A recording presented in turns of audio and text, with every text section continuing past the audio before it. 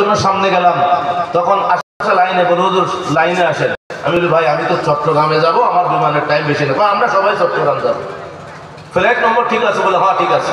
তারপরও তাদেরকে জিজ্ঞাসা করলাম ভাই ফ্লাইট নম্বর এত, এটা ঠিক আছে নি? বোর্ডিংটা শুরু হয়েছে। দাঁড়ান এখনো আছে, শুরু হবে একটু পরে। সিলেটের ফ্লাইটের কিছু যাত্রী পাচ্ছি না, তাদেরকে খুঁজতেছি, এটা আগে যাবে, তারপরে চট্টগ্রামে আপনাদের ফ্লাইট, আপনাদের বিমান। আর আপনার বিমানের আগে আর একটা বিমান আছে, এটা আমাকে বলেন।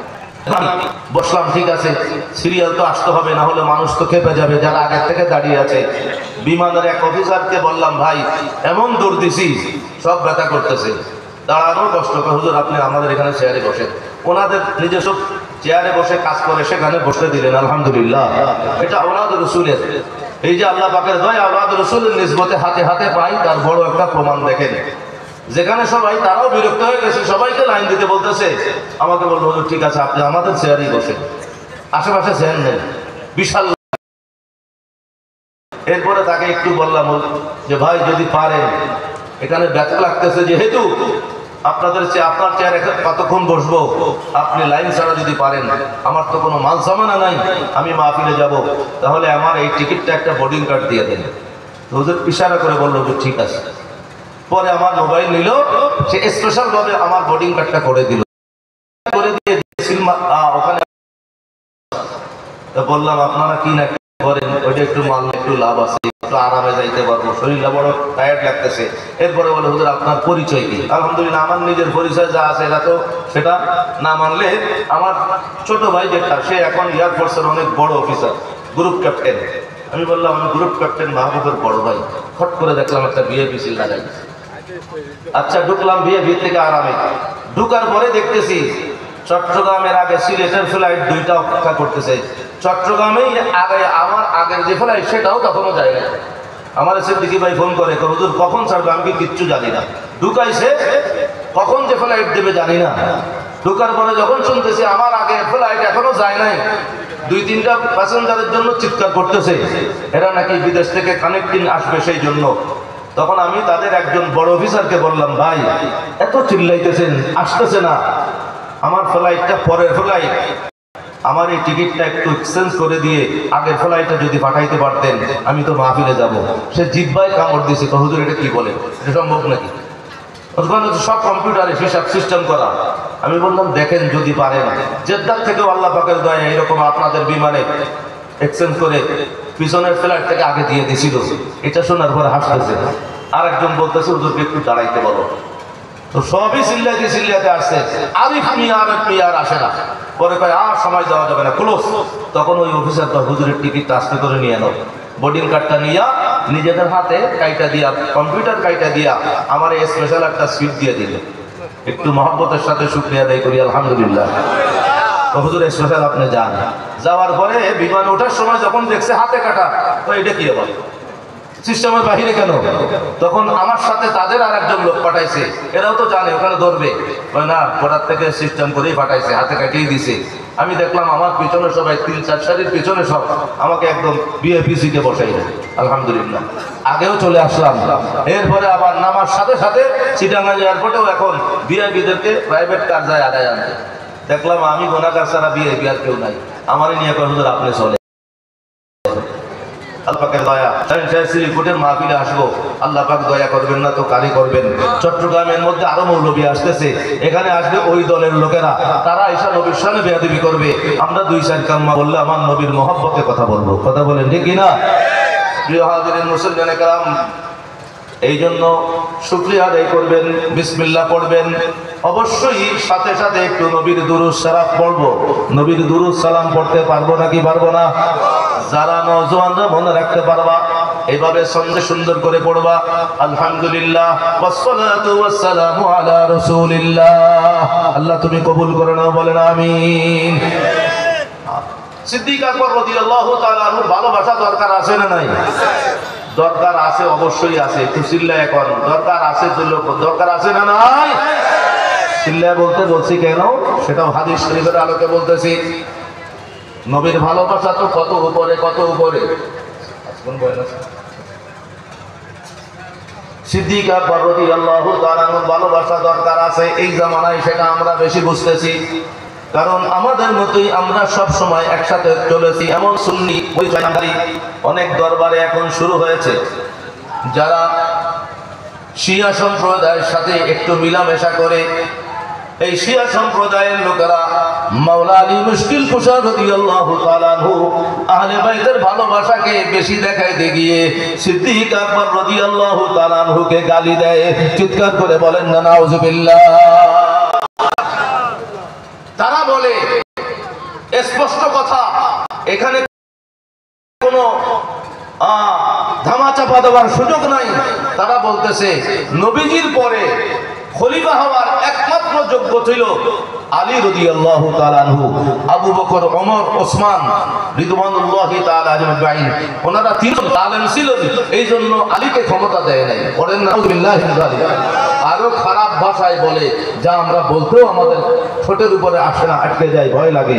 সিদ্দিক আকবর রাদিয়াল্লাহু তাআলা আনহু ফারুক আজম রাদিয়াল্লাহু তাআলা আনহুর শানে এত বড় বেয়াদবি করে।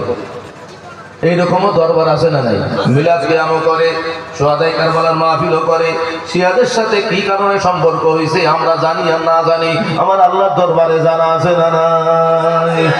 আজকে আয়েশা আমিরে মুআবিয়া রাদিয়াল্লাহু তাআলা আনহুর শানে গালি দেওয়া শুরু করে, এরপরে মা আয়েশা সিদ্দিকা রাদিয়াল্লাহু তাআলা আনহার সাথে বেয়াদবি করে। এরপরে যাইতে যাইতে যাইতে যাইতে সিদ্দিক আকবর রাদিয়াল্লাহু তাআলা আনহুকে পর্যন্ত ছাড়ে না। তারা বলে একমাত্র খলিফাতুল মুসলিমিন হলো আলী রাদিয়াল্লাহু তাআলা আনহু। অথচ আল্লাহ নবী রাহমাতুল লিল আলামিনের এই কলিজার টুকরা মা ফাতেমাতুজ জাহরা রাদিয়াল্লাহু তাআলা আনহার স্বামী মাওলা আলী মুশকিল কুশা রাদিয়াল্লাহু তাআলা আনহুর ভালোবাসা আমাদের সিনায় আছে না নাই? আরে তোমাদের চাইতে কম নাই, আমার আল্লাহর দরবারে জানা থাকলে হবে, দুনিয়ার কাউকে দেখাতে হবে না। কথা কোন ঠিক কিনা? আচ্ছা, আপনারা তো সবাই সিদ্দিক আকবর রাদিয়াল্লাহু তাআলা আনহুর একটা পরিচয় সবাই জানি আমরা, তিনি খলিফাতুল মুসলিমিন, চারজনের একজন, খোলাফায়ে রাশিদার। কেমন? কিন্তু শ্রীকোটের গোলাম যারা আছেন তারা আসল পরিচয়টা একটু নেন। সিদ্দিক আকবর রাদিয়াল্লাহু তাআলা আনহুর ব্যাপারে কিতাবে শুধুমাত্র একজন খলিফাতুর রাসূল আছেন, ওনার নাম আবু বকর সিদ্দিক রাদিয়াল্লাহু।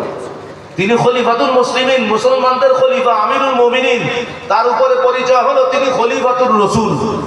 নওজওয়ানরা বলো, কি বললাম? খলিফাতুর রাসূল, খলিফাতুর রাসূল। হাদিস শরীফ থেকে দলিল নাও। সিদ্দিক আকবর রাদিয়াল্লাহু তাআলা আনহুর জামানায় একজন সাহাবী সিদ্দিক আকবরকে ডাক দিয়ে বললেন, ইয়া আবু বকর, ইয়া খলিফাতুল্লাহ। বললেন, হে আবু বকর, হে আল্লাহর খলিফা। সিদ্দিক আকবর রাদিয়াল্লাহু তাআলা আনহু শোনার সাথে সাথে বললেন, ক্বালা আবু বকর সিদ্দিক রাদিয়াল্লাহু তাআলা আনহু, আনা লাইসা বিখলিফাতিল্লাহ, আমি আল্লাহর খলিফা না, তো আমি কে জানোস নাকি? সিদ্দিক আকবর রাদিয়াল্লাহু তাআলা আনহু এরপরে বললেন, ওয়ালাকিন্নী খলিফাতু রাসূলিল্লাহ। বলেন না একটু সুবহানাল্লাহ। এই জন্য খলিফাতুর রাসূল জমিনে একমাত্র একজন, তার নাম কি? আবু বকর সিদ্দিক রাদিয়াল্লাহু তাআলা আনহু।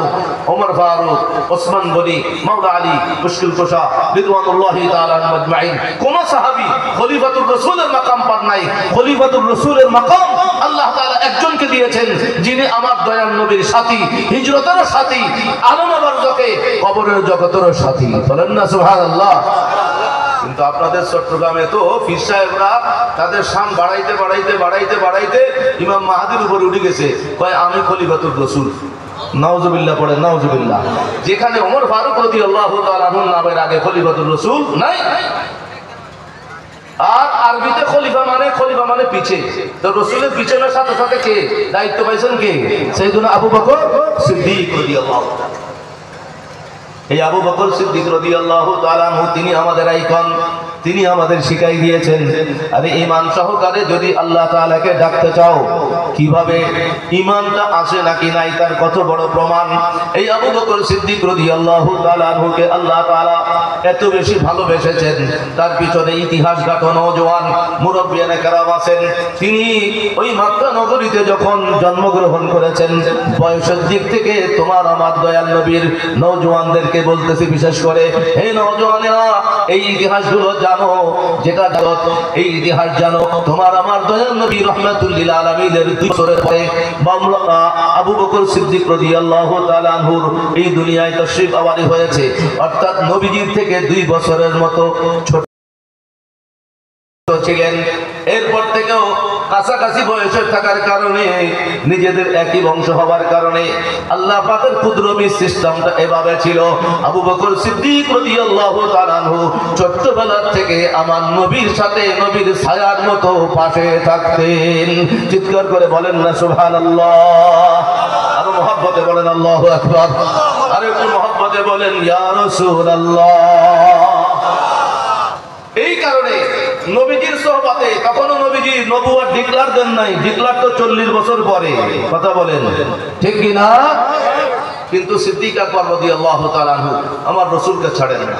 আল্লাহ তাআলার কুদরতি খেলা এগুলা। নবীর সোহবতে থাকার কারণে ওই মক্কার আবু জেহেলদের যে স্বাভাবিক নিয়ম ছিল, তারা খাবার খেতে আমরা যে একটু পানি পান করি, মিনারেল ওয়াটার, যাদের কাছে টাকা পয়সা আছে মিনারেল ওয়াটারের চাইতে তাদের জন্য শরাব পান করা, শরাব পান করা। অথচ সিদ্দিক আকবর রাদিয়াল্লাহু তাআলা আনহু আপনার আমার দয়াল নবীর কাছে কাছে খেলার সাথী হিসেবে, নবীর ছায়া হিসেবে থাকতেন বিধায় আল্লাহ পাক এমন ভাবে হেফাজত করেছেন। 40 বছর আগ পর্যন্ত শিশুকাল থেকে বড় হয়েছেন। সিদ্দিক আকবরের এই গালের ভিতরে, কণ্ঠের ভিতরে 1 ফোঁটা শরাব কোনোদিন যায় নাই। চিৎকার করে বলেন সুবহানাল্লাহ। এবং সিদ্দিক আকবর রাদিয়াল্লাহু তাআলা আনহু জীবনীতে দেখা যায় সবাই কাবা করে মূর্তি পূজা করত। ওনাদের বাপ দাদারা বংশীয়ভাবে কুরাইশরা তাওয়াফ করত, মূর্তি পূজা করত, সম্মান করত। সিদ্দিক আকবর রাদিয়াল্লাহু তাআলা আনহু জীবনে 1 সেকেন্ডের জন্য কাবা ঘরের মূর্তিকে পূজা করেন নাই। সুবহানাল্লাহ বলেন না। হেফাজত করেছেন কে? উসিলাকে রাহমাতুল লিল নবী। তো নবী দুনিয়ায় আসার আগেও নবী। এমন সময় এই ধরনের মাহফিল, সুন্নি মাহফিলের গুরুত্ব কম না বেশি? কেন বেশি?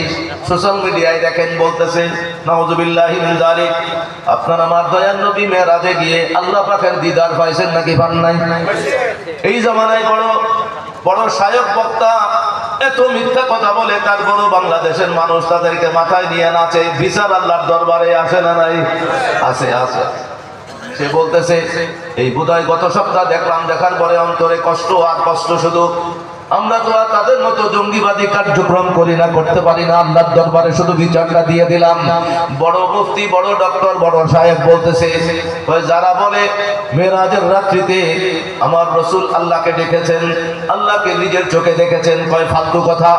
জোরে বলেন না নাউজুবিল্লাহ। এবং রাগ হয়ে গেছে, উত্তেজিত হয়ে কয় দেখতে পারবেন না। কিভাবে দেখবেন? দেখতে হলে জান্নাতি চোখ লাগবে। নাউজুবিল্লাহ।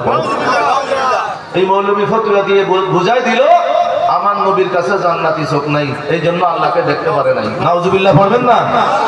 তারপরে একটা দলিল হিসাবে কোরআন শরীফের আয়াত পড়লো, এটা সম্পূর্ণ ভুল অনুবাদ করলো।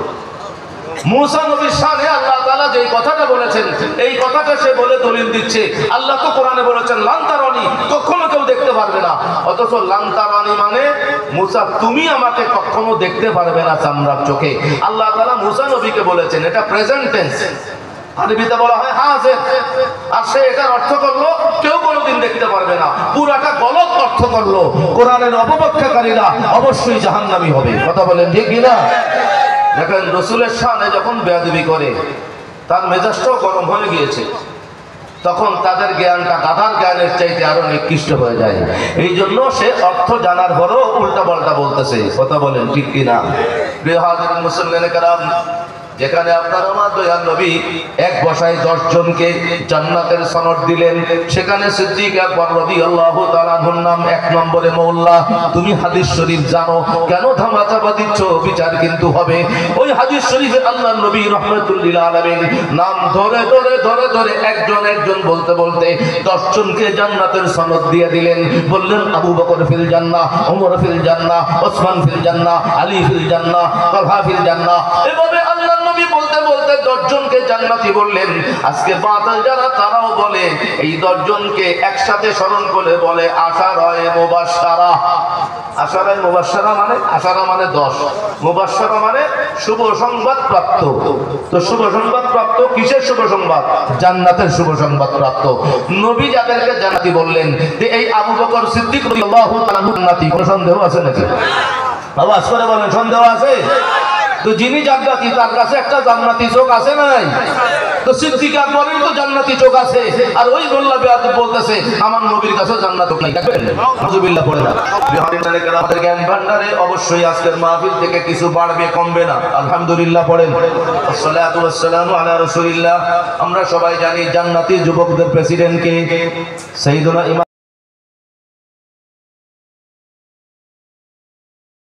হাসান, ইমাম হুসাইন আলাইহিস সালাম। এটা আমরা সকল সুন্নিরা জানি। কিন্তু জান্নাতে যে এই বুড়ারা যারা আছে জান্নাতে যাবেন, আমিন বলেন, আমিন বলেন। জানে ভাবে যারা দাড়ি পাকা মুরব্বি আশিক রাসূল, আরে আশিক রাসূলদের জন্য আমার আল্লাহ পাকের ওয়াদা, আরে ইন্তেকাল করবি আর জান্নাতে নিয়ামত ভোগ করবি। তো বুড়াদের সরদার কারা হবে? নওজওয়ানদের সরদার যারা আজকে শিয়াবাদীর পক্ষে চলে গিয়েছে, মাওলা আলী মুশকিল কুশা রাদিয়াল্লাহু তাআলা আনহুর মহব্বত দেখায়া অন্যান্য আমিরুল মুমিনিনদের শানে বেয়াদবি করতেছে, তাদের জন্য আজকের মাহফিল থেকে একটা মেসেজ নিয়ে যান। আলী মুর্তজা রাদিয়াল্লাহু তাআলা আনহু বর্ণিত হাদিস, তিনি বলতেছেন আমি রাসূলের পাশে বসা, আমি রাসূলের পাশে বসা ছিলাম। এর মধ্যে হঠাৎ করে আবু বকর সিদ্দিক এবং ওমর ফারুক রাদিয়াল্লাহু তাআলা আনহুমা এই দুইজন বড় সাহাবী আসতেছেন নবীর দরবারে। নবী আলী রাদিয়াল্লাহু তাআলা আনহুকে ডাক দিয়ে কানে কানে বললেন, আলী শোনো, দুইজন আসতেছে দেখছো? হাযানে সাইয়্যিদাতুহুলি আহলিল জান্নাহ আও কামা ক্বালা রাসূলুল্লাহ সাল্লাল্লাহু আলাইহি ওয়াসাল্লাম। আলী মুর্তজা রাদিয়াল্লাহু তাআলা আনহুর কাছে নবী গায়বী রহস্য, গায়বের খবর দিয়ে জানাই দিলেন, আলী আলী আলী রে আলী, তুমি জেনে নাও তোমার মাধ্যমে আমি জানাই দিতেছি এই যে দুইজন আসতেছে আমার হিজরতের সাথী, আমার আবু বকর এবং আমার ওমর, এই দুইজন আসতেছে। মনে রাখো, মনে রাখো, হাসান হোসেন তো অন্য হাদিসে বলেছেন যুবকদের সরদার হবে। আমার এই দুইজন প্রিয় সাহাবী আবু বকর এবং ওমর সমস্ত বৃদ্ধ বয়স্ক যারা ইন্তেকাল করে জান্নাতি হবে, সমস্ত বয়স্ক জান্নাতীদের প্রেসিডেন্ট হবে। এটা কিন্তু আমরা অনেকে সুন্নিরাও জানি না। আমি এক জায়গায় ঢাকায় বয়ান করার পরে আশিক রাসূল মিলাদ কিয়াম করে নবীর জন্য পাগল, সে আমাকে জুমার পরে ধরেই বসলো, হুজুর আপনি এটা বললেন, জীবনে কারো কাছ থেকে শুনি নাই, আছে নাকি? পরে একটু ঠিক পাইলাম পুরা শিয়ানা একটু দেখা আছে। আমি বললাম না থাকলে বলি নাই তো। ঢাকার মধ্যে, ঢাকার জমিনে মসজিদে কথা বলার আগে দলিল শিখে খাইয়া তারপরে বলা লাগে, কথা বলেন ঠিক কিনা? আমি বললাম আছে, আরে ইবনে মাজাহ শরীফের মধ্যেও আসছে, সিয়াসিত্তার অনেক হাদিসের কিতাব সিয়াসিত্তাতেও আছে ইবনে মাজাহ শরীফের মধ্যে। আমি আমার আনসারী সাহেব হুজুর আমাকে বললেন তুমি কামিল টাইটেল ক্লাসে হাদিস পড়া। আমাদের সময় আমার ওস্তাদ জি আমাদেরকে ইবনে মাজাহ পড়াইতেন। আমি বলি হুজুর আল্লাহ পাকের কি দয়া, আপনি যে কিতাবটা পড়তেন, আমি গুনাহগার, এখন আপনাদের নিসবতে সেই কিতাবটা আমার ভাগে পড়ছে। তো সেখানে তো পড়ছি ছাত্রদের পড়াই, সেখানে আলী রাদিয়াল্লাহু তাআলা আনহুকে নবী বললেন আবু বকর এবং ওমর জান্নাতি বয়স্কদের সরদার হবে। শুধুমাত্র এই উম্মতের জন্য নয়, নবী রাসূল ছাড়া, শুধু নবী রাসূল ছাড়া যত বয়স্করা জান্নাতি হবে, অন্যান্য নবীর উম্মত যত বড় ওলি হোক সবার সরদার হবেন সিদ্দিক আকবর রাদিয়াল্লাহু তাআলা আনহু। চিৎকার করে বলেন না সুবহানাল্লাহ। সবার সরদার হবেন ওমর ফারুক রাদিয়াল্লাহু তাআলা। একটুখানি এখন আমাদের দেশে আমরা যারা হুজুর কিবলার মুরিদ, আমরা যখন সিদ্দিক আকবর রাদিয়াল্লাহু তাআলা আনহুর শানে কথা বলি, তখন অনেকে আহলে বাইতের মহব্বত দেখায় বলে ভাই এরা তো মুনাফিক হয়ে গেছে। নাউজুবিল্লাহ পড়েন না। আচ্ছা, এরা দুইজন যে জান্নাতি বয়স্কদের প্রেসিডেন্ট, কথাটা নবীজি অন্য সাহাবীকে বলতে পারতেন নাকি পারতেন না? রহস্য দেখেন, নবী আমানত রাখলেন কার কাছে? মাওলা আলী মুশকিল কুশা রাদিয়াল্লাহু তাআলা আনহুর কাছে। আলী রাদিয়াল্লাহু তাআলা আনহুকে বলার পরে নবী বলছেন, আলী খবরদার, এরা দুইজন জিন্দা থাকা অবস্থায় এ কথা তুমি বলবা না। সুবহানাল্লাহ পড়বেন না? তো নবী আমানত রেখে দিলেন। আলী রাদিয়াল্লাহু তাআলা আনহু ওমর ফারুক রাদিয়াল্লাহু তাআলা আনহু শহীদ হওয়ার পরে জানাই দিলেন, তোমরা জেনে নাও দয়াল নবী আমার কাছে আমানত রেখেছিলেন, ওনারা চলে গিয়েছেন, এখন আমার বলতে দ্বিধা নাই। নবী বলেছিলেন ওনাদের জীবদ্দশায় যেন এই গায়বী রহস্যটা না জানাই। আরে আবু বকর এবং ওমর এই দুইজন আমাদের থেকে চলে গিয়েছে, এই দুইজনকে আমার দয়াল নবী জান্নাতি বয়স্কদের প্রেসিডেন্ট ডিক্লার দিয়েছেন, বলেন সুবহানাল্লাহ। আজকে শাহিনশাহ শ্রীপুরের সিলসিলা কত বড় হক সিলসিলা। আমাদের কাছে আহলে বাইতের মহব্বত, আওলাদ রাসূলের মহব্বত আছে নাকি নাই? আছে। কিন্তু আমরা সিদ্দিক আকবর রাদিয়াল্লাহু তাআলা আনহুকে গালি দেওয়া তো দূরের কথা, সিদ্দিক আকবরের শানে আমরা ওরস মোবারক করতেছি, কথা বলেন ঠিক কি? ওমর রাদিয়াল্লাহু তাআলা মহব্বতের কথা বলতেছি। সিদ্দিক আকবরের ভালোবাসা, নবীর জলিলুল কদর বড় সাহাবী আনাস বিন মালিক রাদিয়াল্লাহু তাআলা আনহু, একটা পর্যায়ে নবী একজন সাহাবীকে জান্নাতের সার্টিফিকেট দিলেন। শুধু জান্নাত না, নবী বললেন তোমার নবী যেই জান্নাতে, নবীর যখন প্রেম এত তোমার সিনা ভরা আছে, নবীর প্রেম এত যখন সিনা ভরা আছে, তো আমি নবী বলে দিলাম তোর নবী যেখানে জান্নাতে থাকবে তুইও নবীর প্রেমের কারণে নবীর সাথে একই জান্নাতে জায়গা পাবি, বলেন না সুবহানাল্লাহ। তখন সেখানে আনাস বিন মালিক রাদিয়াল্লাহু তাআলা আনহু উপস্থিত ছিলেন।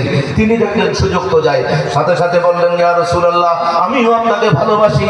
সাথে আরো দুইজনের ভালোবাসা বাড়ায় দিলেন, বললেন ইয়া রাসূলুল্লাহ আমি আপনাকেও ভালোবাসি, আপনার হিজরতের সাথে আবু বকরকেও ভালোবাসি, আমি ওমরকেও ভালোবাসি।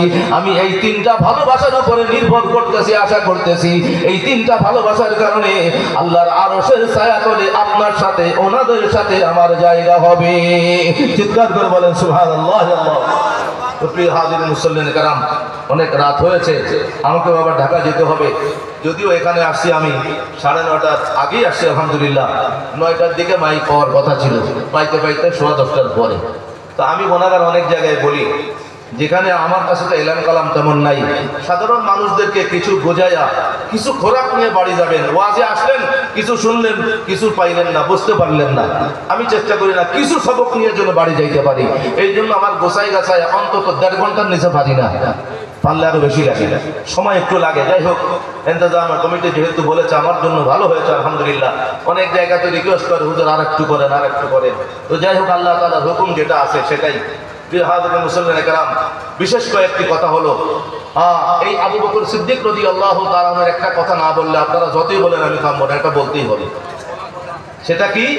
ওমর ফারুক রাদিয়াল্লাহু তাআলা আনহু এবং আবু বকর সিদ্দিক রাদিয়াল্লাহু তাআলা আনহু এই দুইজন নেকি আমল করবেন, রাসূলকে ভালোবাসবেন, ইসলামের জন্য খেদমত করবেন। এই জন্য দুইজনের মধ্যে প্রতিযোগিতা ছিল, কে কার আগে যাবে। ওমর ফারুক রাদিয়াল্লাহু তাআলা আনহু দৌড়াইতেন, কিন্তু সব সময় দেখতেন শেষ বেলায় সিদ্দিক আকবর রাদিয়াল্লাহু তাআলা আনহু ফার্স্ট, সেকেন্ড হলেন উনি। একটা পর্যায়ে একবার সুযোগ পাইছিলেন, মনে মনে ভাবছিলেন ওমর ফারুক রাদিয়াল্লাহু তাআলা আনহু আজকে আমি 1 নম্বর হবই হব। কেমনে? জঙ্গে মুতার ঘটনা, লম্বা চওড়া ঘটনা। জঙ্গে মুতা মুসলমানদের নবীজির জামানায় সবচেয়ে বড় একটা যুদ্ধ ছিল। সাহাবীর সংখ্যাও বেশি, কাফেরদের সংখ্যা আরো বেশি। 30,000 সাহাবীর চাইতে বেশি ছিলেন। সেখানে নবী বললেন যার কাছে যা আছে যুদ্ধের জন্য লাগবে নিয়ে আসো, নিয়ে আসো। ওমর ফারুক রাদিয়াল্লাহু তাআলা আনহু অনেক স্বর্ণ মুদ্রা নিয়ে, দিরহাম দিনার নিয়ে নবীর সামনে হাজির হলেন।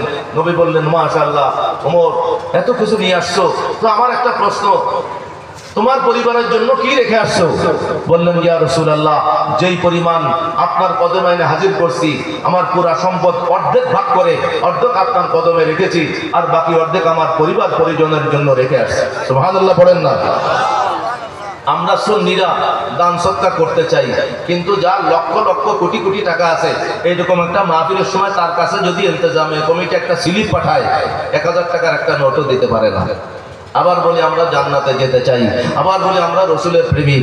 আরে একটু চিন্তা করে দেখবেন, শুধু শুনলেন আর আমি বললাম, তার গোটা সম্পত্তি ভাগ করে আজকে ফার্স্ট হবে, দান করে নবীকে খুশি করবেন, নবীর রাজামন্দির মাধ্যমে মাওলাকে খুশি করবেন, অর্ধেক ভাগ করে সব নবীর দরবারে নিয়ে আসছেন। সুবহানাল্লাহিল আযীম। বসে আছেন, মনের কথা মনে, রসুল জানেন নাকি জানেন না? বললেন বসো। আল্লাহ পাকের কুদরতি খেলা, একটু পরে আবু বকর আসলেন রাদিয়াল্লাহু তাআলা আনহু। তিনার কাছে যা আগে ছিল 40,000 দিরহাম, 40,000 স্বর্ণ মুদ্রা, কিতাবে যা আসছে এগুলো প্রায় ব্যয় হয়ে গিয়েছে। এরপরে তিনি যখন নবী বলেছেন, ঘরে গিয়ে দেখলেন কি আছে, ওই বেলায় খাবার যা আছে সেই খাবার সহ, গম সহ, আটা সহ পাত্র আছে, এমনকি পানি পান করার গ্লাস যদি বললেন এই গ্লাসটা সহ, এমনকি চুলার মধ্যে যে ছাই ছিল সেটা সহ গাট্টি ভরে নবীর সামনে আইনা হাজির করে দিলেন। আপনার আমার দয়াল নবী গায়বের খবর দেওয়ার নবী বললেন, আবু বকর রে, এত কিছু নিয়ে আসছো, আমি একটু জানতে চাই, মা আবকাইতা আলি আহলি, হে আবু বকর, তোমার ঘরে তোমার পরিবার পরিজনের জন্য কি রেখে আসছো? ওমর ফারুক রাদিয়াল্লাহু তাআলা আনহু পাশে আছেন, তিনি তো অর্ধেক রেখে আসছেন।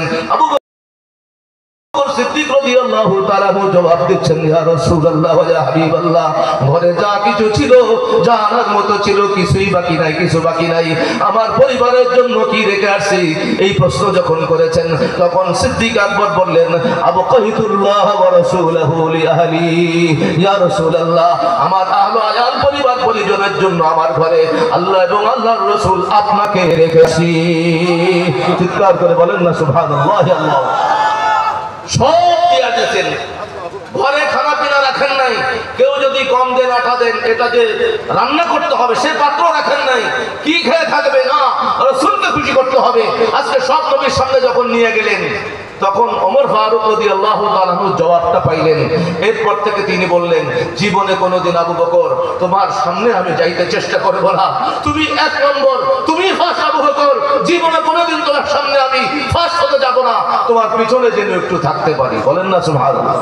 তো এই দুইজন ঝগড়া করছেন একদিন, ঝগড়া করে সিদ্দিক আকবর রাদিয়াল্লাহু তাআলা রাগে নবীর দরবারে আসেন। হাদিসে আসছে কাপড়টা লুঙ্গিটা উঠাইতে উঠাইতে সাদা সিধা মানুষ ছিলেন সিদ্দিক আকবর রাদিয়াল্লাহু তাআলা, নরম মনের মানুষ, রাগের চোটে হাঁটুর কাপড় পরে একটা উঠে উঠে ভাব। নবীজি আগেই বলেছেন তোমাদের ভাই আসতেছে, মনে হয় কারোর সাথে ঝগড়া করে আসছি, মেজাজটা তো পড়া দেখা যায়।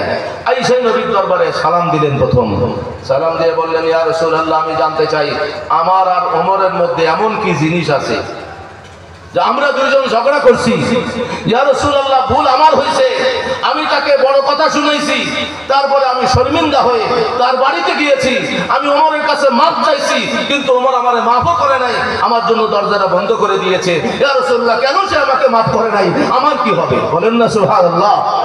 আমার হুজুর কবলা সিলসিলায় দাখিল করানোর সময় কি বলেন, খালেস দিলে তওবা করলে সব মাফ, কিন্তু কারো হক মাইরা দিলে যার হক তারে দিতে তো হবে, না হলে মাফ হবে না, অথবা তার কাছ থেকে মাফ চেয়ে নিতে হবে। ভাইয়ের হক সিদ্দিক আকবর রাদিয়াল্লাহু তাআলা আনহুর ইমানদার ভাই ওমর ফারুক রাদিয়াল্লাহু তাআলা আনহু, তিনি একটু বড় কথা বলেছেন তাকে, যদি ক্ষমা না করেন, এই জন্য মাথা গরম হয়ে আছে, কেন আমাকে ক্ষমা করলো না, কি আছে আমার আর তার মধ্যে দূরত্ব, কেন কেন ক্ষমা করে নাই?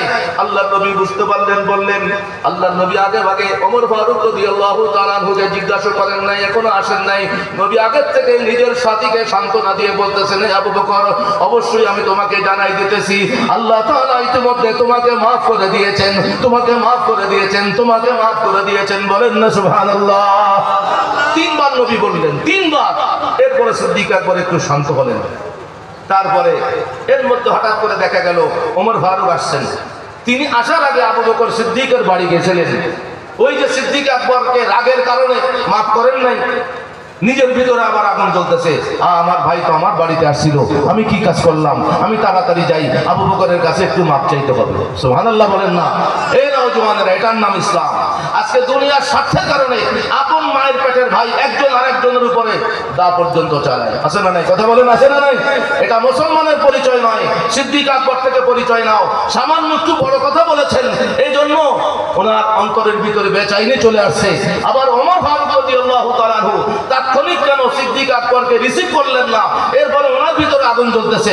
উনি দৌড়াইয়া আবু বকর সিদ্দিকের বাড়িতে গেলেন, বললেন, আছে নাকি আমার ভাইজান? বলেন না, বাড়িতে নাই। দৌড়াইয়া নবীর দরবারে আসছেন।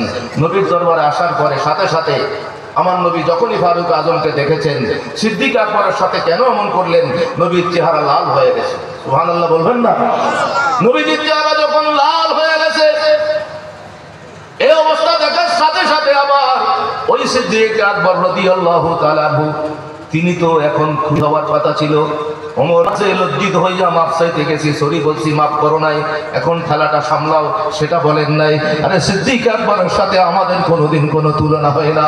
তিনি যখন দেখলেন আমার দয়াল নবী ওমর ফারুকের উপরে রাগান্বিত হয়ে চেহারা লাল হয়ে গিয়েছে, নবীর এই অবস্থা অবস্থার থেকে নবীকে রহমতের দিকে ফিরায় আনার জন্য আবু বকর সিদ্দিক ওমরের পক্ষ হইয়া আবার আগে ভাগে নবীর সামনে যাইয়া দুইটা হাঁটু গাইরা নতজানু হইয়া বলতেছে, ইয়া রাসূলুল্লাহ, আল্লাহর কসম ইয়া রাসূলুল্লাহ, আমি ভুল করেছি, আমি আবু বকর ওমরের উপরে বাড়াবাড়ি করছি। এভাবে বারবার বলতেছে, ইয়া রাসূলুল্লাহ, ওমরের দোষ নাই, ওমরের দোষ নাই, ওমরের দোষ নাই। চিৎকার করে বলেন না সুবহানাল্লাহ। এটা ভাইয়ের হক কিভাবে আদায় করতে হয়। ওমর ফারুক ডরের কারণে চুপচাপ আছেন। সিদ্দিক আকবর ওমরের পক্ষে যাইয়া নবীর সামনে কাকুতি বিনতি করে বলতেছে, ইয়া রাসূলুল্লাহ, আমি অবশ্যই বাড়াবাড়ি করছি, ওমরের দোষ নাই, আমার ভুল হয়েছে ইয়া রাসূলুল্লাহ। এরপরে নবী আবার শান্ত হলেন। শান্ত হওয়ার পরে এরপরে আবার এতটুকু নবী ছাড়লেন না, বললেন, হে ওমর, হে আমার সাহাবীরা, তোমরা আমার আবু বকর সামনে এমন কেন করো? তোমরা কি তাকে একটু সহানুভূতি দেখাইতে পারো না? আমি যখন রিসালাতের দাওয়াত দিয়েছিলাম, তোমরা সবাই আমাকে মিথ্যাবাদী বলেছিলে, একমাত্র আমার আবু বকর বলেছিল সত্য বলেছি আমি নবী। বলেন না সুবহানাল্লাহ। ওমর ফারুক রাদিয়াল্লাহু তাআলা আনহু তিনি তো ইসলামের প্রথম দাওয়াতই কবুল করেন নাই, অনেক পরে গিয়ে ইসলাম কবুল করেছেন। নবী বললেন, হে ওমর, তুমিও তো প্রথম দিকে মিথ্যা বলেছিলা, কিন্তু আমার আবু বকর কিন্তু সাথে সাথে বলেছিল সাদাক্তা ইয়া রাসূলুল্লাহ। বলেন না সুবহানাল্লাহ। এরপরে আবার নবী বললেন, আমি চাই তোমাদের কাছে, আমি চাই তোমাদের কাছে, সিদ্দিক আকবর আমার সাথী, তোমরা আমার সাথীকে একটু ছেড়ে দিতে পারো না? একটু কি ছাড় দিতে পারো না? আমার সাথীর জন্য তোমাদের এই সহানুভূতি কি থাকবে না? সাহাবায়ে কেরাম বলতেছেন, এরপর থেকে, এই ঘটনার পর থেকে নবীর কোন সাহাবী সিদ্দিক আকবর রাগ হতে পারেন এমন কোন কাজ কোনোদিন করেন নাই। কেউ কোনোদিন সিদ্দিক আকবরকে একটু কষ্ট দেন নাই। ওই সিদ্দিক আকবর নবীর মহব্বতে সেই মাকাম পেয়েছেন। ইন্তেকালের পরে বলেছিলেন আলী মুর্তজা রাদিয়াল্লাহু তাআলা আনহুকে, আলী, আপনার কাছে ওসিয়ত, যেই হাতে আমার রাসূলকে শেষ গোসল দিয়েছিলেন, আমি একটু চাই আপনার সেই হাতে, শেষ হাতে, আপনার সেই হাতে আমাকে শেষ গোসল দিবেন।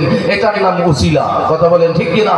যিনি জান্নাতি বয়স্কদের প্রেসিডেন্ট হবেন, তিনিও চাচ্ছেন শেষ গোসলে যেন আলীর হাতটা লাগে, কারণ নবীজির শেষ গোসলে আলীর হাত লেগেছিল।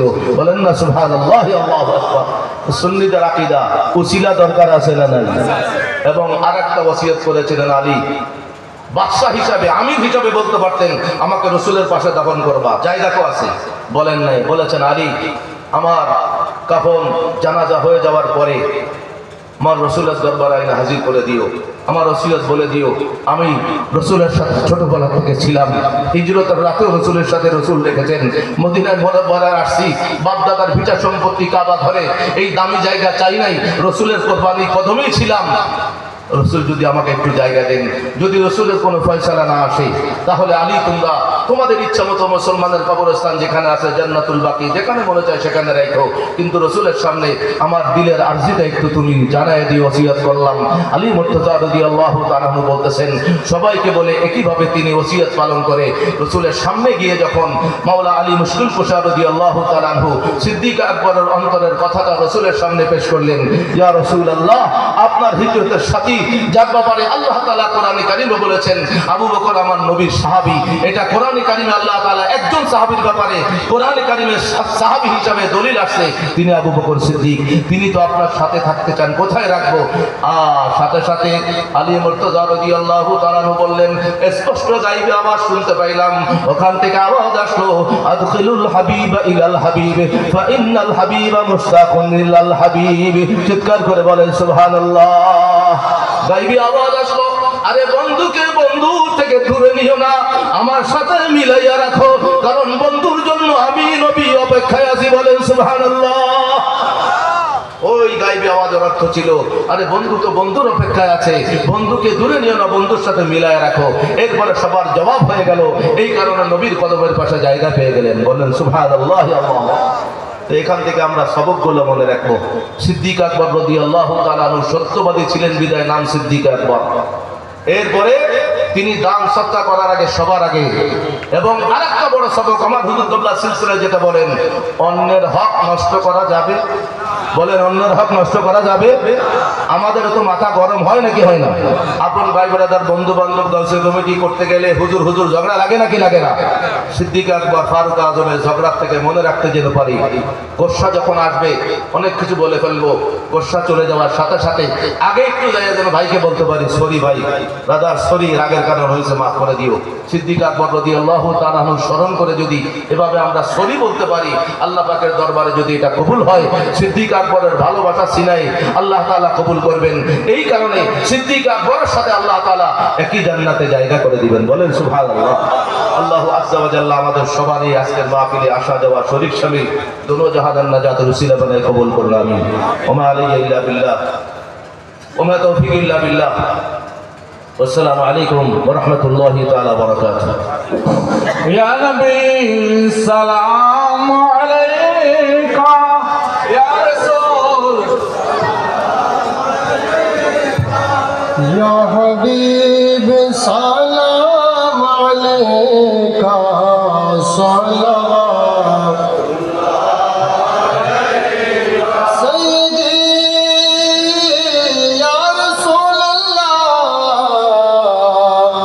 मेरे आका या हबीब अल्लाह, जिसने महफिल सजाया, इसमें जो सुनने को आया, जिसने जो पढ़ कर सुनाया, सब पे हो रहमतों का साया, या नबी सलाम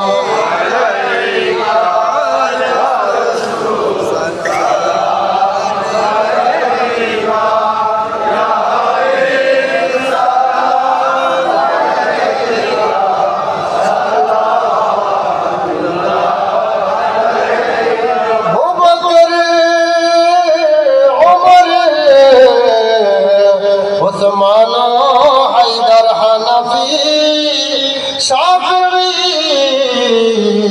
मलकी हम्बली गौसपा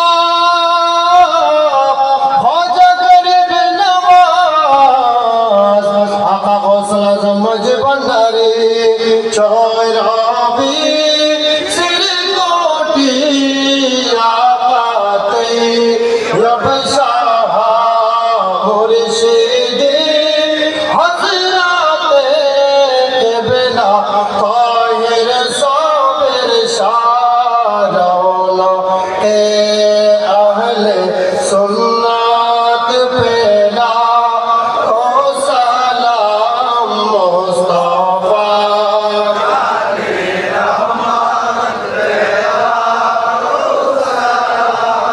शम्अ बज़ में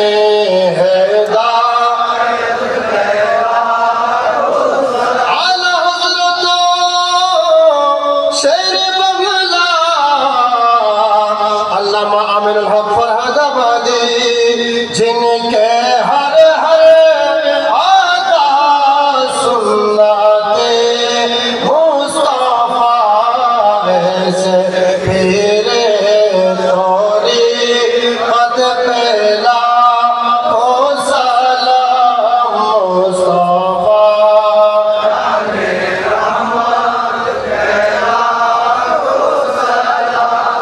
शम्अ बज़ में है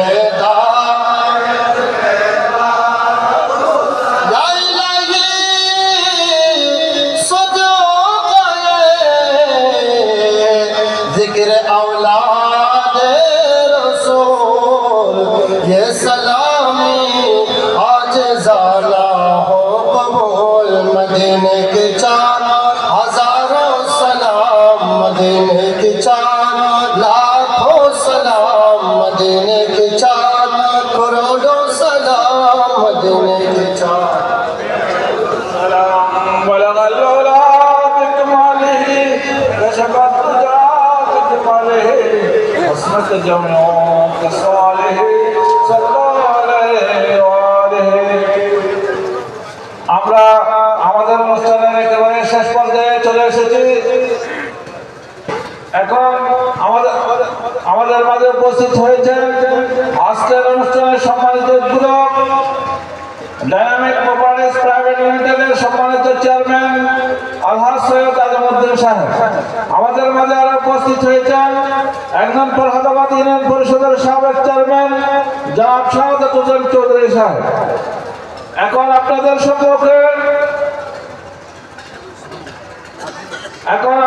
সম্মুখে কৃতজ্ঞতা প্রকাশ করবেন আজকের এই ঐতিহাসিক সুন্নি সম্মেলন প্রস্তুতি কমিটির সম্মানিত আহ্বায়ক আলহাজ মোহাম্মদ ইয়াকুব মিয়া।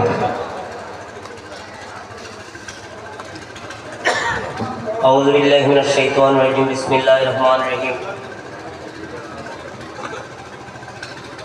গৌসে কমিটি বাংলাদেশ ফরহাদাবাদ ইউনিয়ন শাখার উদ্যোগে আয়োজিত রাসূলুল্লাহ করিম সাল্লাল্লাহু আলাইহি ওয়াসাল্লাম এর 39তম বংশধর মুর্শিদে বরহক রহমানের শরীয়ত ও তরিকত আল্লামা হাফেজ কারি সৈয়দ মোহাম্মদ তাহের শাহ রহমতুল্লাহ তৈয়ব শাহ রহমতুল্লাহ আলাইয়ের পবিত্র সালানা জলসা ও উরুস মোবারক ও আদিমুসান সুন্নি সম্মেলনের সম্মানিত সভাপতি এবং ফরহাদাবাদ গৌসিয়া কমিটির সম্মানিত সভাপতি আমাদের শ্রদ্ধাভাজন মুরব্বী জনাব আলহাজ মুসা চৌধুরী সাহেব এবং আজকের এই মাহফিলের যিনি উদ্বোধক হিসেবে উপস্থিত আছেন ফরহাদাবাদের কৃতি সন্তান বিশিষ্ট রাজনীতিবিদ ও ডাইনামিক প্রপার্টির চেয়ারম্যান জনাব আলহাজ সৈয়দ আজমউদ্দিন সাহেব এবং প্রধান অতিথি হিসেবে যিনি উপস্থিত ছিলেন এবং আমাদের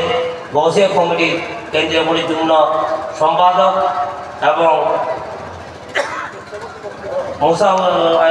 অ্যাডভোকেট মুসাউদ্দিন বখতিয়ার সাহেব এবং প্রধান বক্তা হিসেবে যিনি আমাদেরকে এতক্ষণ মাহফিলে নসিহত শুনিয়েছেন, যিনি বয়ান শুনিয়েছেন, উনি উপস্থিত আছেন আমাদের আল্লামা হাফেজ মোহাম্মদ মনিরুজ্জামান আল কাদেরী সাহেব, মুহাদ্দিস কাদেরিয়া তৈয়বিয়া কামিল মাদ্রাসা ঢাকা এবং পূর্বে আরও ওলামায়ে দ্বীন বক্তব্য রেখেছেন যেহেতু সংক্ষিপ্ত সময় সংখ্যক এবং আমরা আপনাদেরকে অনেক কষ্ট দিয়েছি, অনেক রাত হয়ে গেছে, সেটা সবার নাম অ্যাড্রেস করতেছি না এবং মঞ্চ উপস্থিত আমন্ত্রিত অতিথিবৃন্দ এবং ওলামায়ে দ্বীন এবং সামনে উপস্থিত আমার শ্রদ্ধাভাজন মুরব্বী এবং স্নেহভাজন ভাই সহবয়সী সহপাঠী আসসালামু আলাইকুম ওয়া রাহমাতুল্লাহি ওয়া বারাকাতুহু। আসলে আপনারা অনেক ধৈর্য ধরে অনেক রাত পর্যন্ত আজকে শীতের দিনে আপনারা উপস্থিত আমাদেরকে ধন্য করেছেন, আমাদের মাহফিলকে যে সফলতা দিয়েছেন তার জন্য আমি আমার ফরহাদাবাদ গৌসিয়া কমিটির পক্ষ থেকে এবং আমার ব্যক্তিগত পক্ষ থেকে আপনাদেরকে ধন্যবাদ ও কৃতজ্ঞতা জানাই। এবং আজকে এই অনুষ্ঠানটা 2 মাস পর্যন্ত অক্লান্ত পরিশ্রম করেছে আমার ফরহাদাবাদ গৌসিয়া কমিটি এবং প্রত্যেক ইউনিটে গৌসিয়া কমিটির যেই সদস্যবৃন্দ গাউসিয়ান বাইরে আছে আমি তাদের কাছে কৃতজ্ঞতা প্রকাশ করি যারা আজকে 2 মাস পর্যন্ত এই সম্মেলনের জন্য অক্লান্ত পরিশ্রম করেছে। আর আমি কৃতজ্ঞতা জানাই যারা আমাদেরকে আর্থিকভাবে সহযোগিতা করেছেন, বুদ্ধি পরামর্শ দিয়ে সহযোগিতা করেছেন এবং তাদেরকেও আমি আমার এই মাহফিলের পক্ষ থেকে আমি তাদেরকে আন্তরিক কৃতজ্ঞতা জানাই। এবং আমি সময় নষ্ট করবো না, অনেক রাত হয়ে গেছে এবং সবাইকে সবার সুস্বাস্থ্য কামনা করে এবং সবাইকে আমার আন্তরিক অভিনন্দন জানাই আমি আমার বক্তব্য এখানে শেষ করছি। আসসালামু আলাইকুম ওয়া রাহমাতুল্লাহি ওয়া বারাকাতুহু। মারহাবা মারহাবা। আমাদের আজকের এই সুন্নি সম্মেলনে বিভিন্ন প্রতিষ্ঠানের থেকে শিক্ষক মণ্ডলী, বিভিন্ন রাজনৈতিক দলের নেতৃবৃন্দ এবং বিভিন্ন গণ্যমান্য ব্যক্তিবর্গরা উপস্থিত রয়েছেন। সময় সংক্ষিপ্ততার কারণে সকলের অ্যাড্রেসিং করতে পারতেছি না এবং বক্তব্য দিতে পারছি না বিধায় আয়োজক কমিটির পক্ষ থেকে দুঃখ প্রকাশ করছি। এখন আপনাদের সম্মুখে বক্তব্য রাখবেন আজকের অনুষ্ঠানের সম্মানিত উদ্বোধক ডাইনামিক প্রপার্টিজ প্রাইভেট লিমিটেডের সম্মানিত চেয়ারম্যান আলহাজ সৈয়দ মোহাম্মদ আজমউদ্দিন।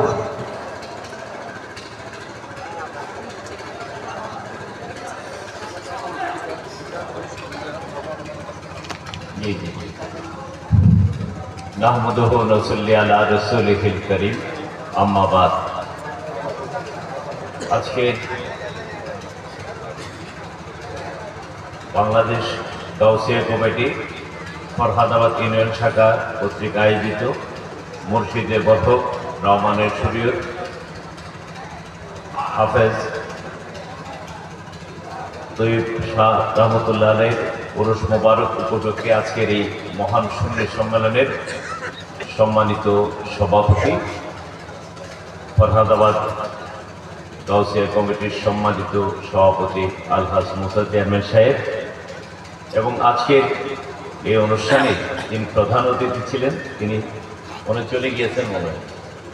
আমরা একসাথেই লেখাপড়া করেছি, একসাথেই ছিলাম, স্কুল জীবনে একসাথেই লেখাপড়া করেছিলাম। উনি থাকলে আরও ভালো লাগতো।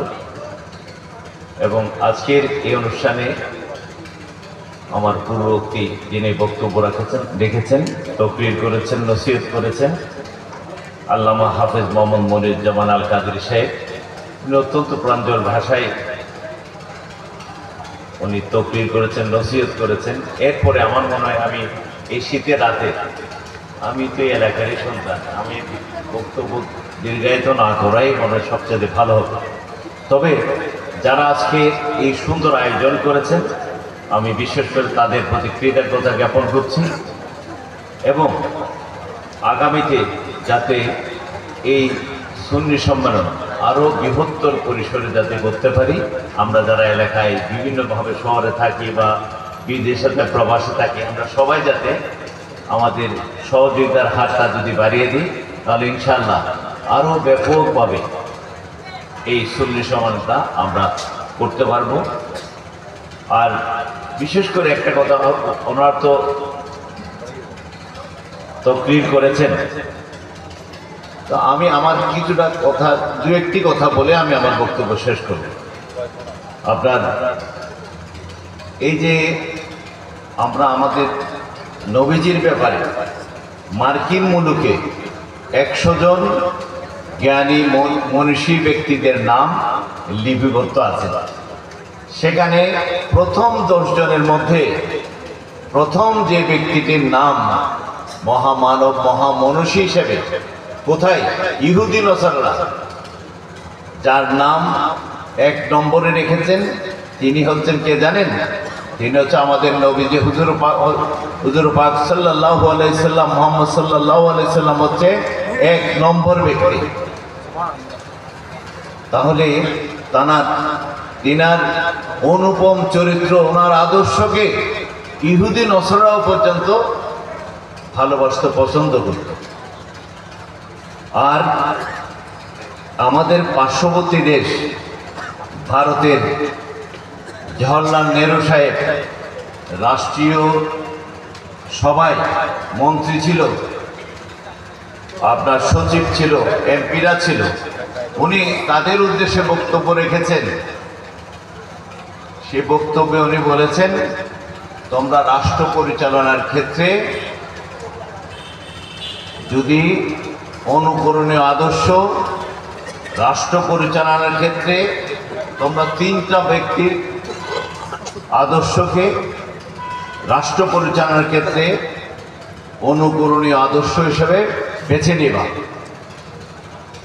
কোন কোন ব্যক্তি? প্রথম নাম উল্লেখ করতেন আমাদের নবীজির নাম, হযরত মুহাম্মদ সাল্লাল্লাহু আলাইহি সাল্লামের নাম। দ্বিতীয়ত যার নাম উল্লেখ করছেন তিনি হচ্ছে হযরত আবু বকর সিদ্দিক রাদিয়াল্লাহু আনহুর নাম। তৃতীয়ত যে ব্যক্তির নাম উল্লেখ করেছেন তার নাম হচ্ছে হযরত ওমর রাদিয়াল্লাহু আনহু। কেন করেছেন? হিন্দুরা তো মহাবেজার। ওনার বক্তব্যের পরে সবাই হিন্দুরা একজোট হয়ে ওনাকে প্রশ্ন করলেন যে আপনি যে 3 জনের নাম বলেন, তারা তো 3 জনে মুসলিম, হযরত মুহাম্মদ সাল্লাল্লাহু আলাইহি ওয়াসাল্লাম, হযরত আবু বকর সিদ্দিক রাদিয়াল্লাহু আনহু, হযরত ওমর রাদিয়াল্লাহু আনহু, তাদের নাম আপনি উল্লেখ করলেন, আমাদের কোনো ধর্মীয় নেতার নাম তো আপনি উল্লেখ করেন নাই। উনি যে ব্যাখ্যাটা দিলেন এইভাবে যে আমাদের যারা ধর্মীয় নেতা তাদের মধ্যে কারো রাষ্ট্রীয় চরিত্র নেই, তারা রাষ্ট্র পরিচালনা করে নাই। রাষ্ট্র পরিচালনা করতে গেলে সততা, আদর্শ সব কিছু বই প্রকাশ করবে।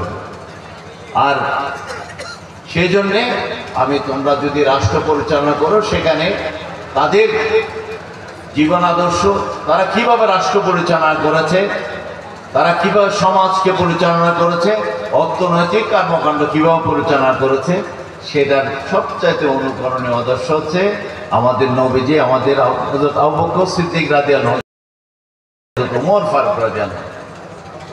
তাই আমরা আজকে আমাদের উনি যিনি তকরির করেছেন সম্পর্কে উনি ওনার বক্তব্য অত্যন্ত সুন্দরভাবে উনি আপনাদের সামনে উপস্থাপন করেছেন।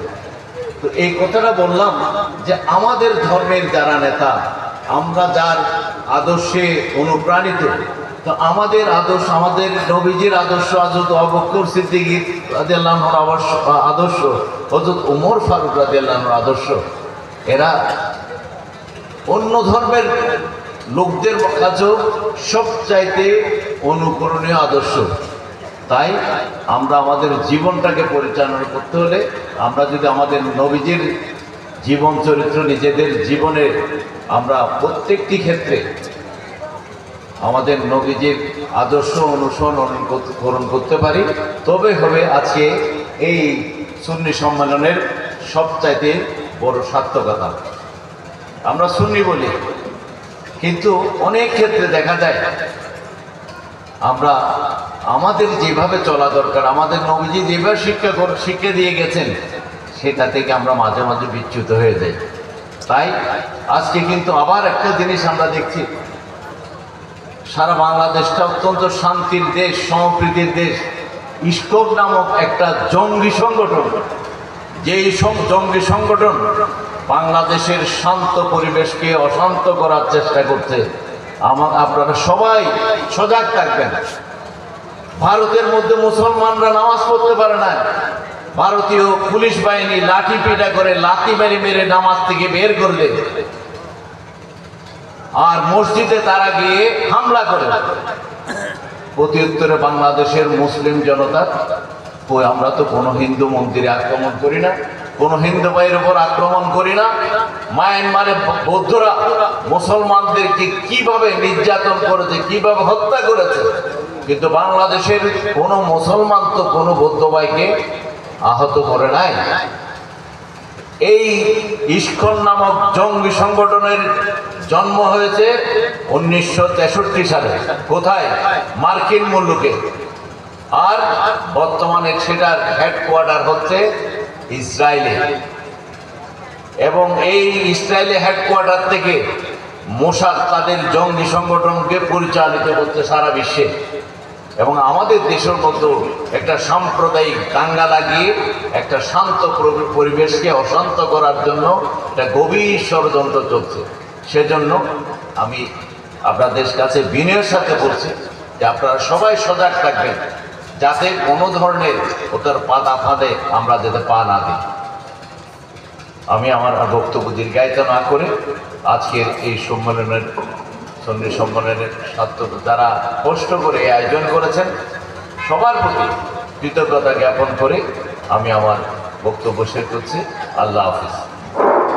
এখন আপনাদের সম্মুখে সভাপতি সমাপনী বক্তব্য নিয়ে আসছেন আজকের অনুষ্ঠানের সম্মানিত সভাপতি, গৌসিয়া কমিটি বাংলাদেশ ফরহাদাবাদ ইউনিয়ন শাখার সম্মানিত সভাপতি, এখন ফরহাদাবাদ ইউনিয়ন পরিষদের সাবেক চেয়ারম্যান আলহাজ মোহাম্মদ মুসা চৌধুরী সাহেব।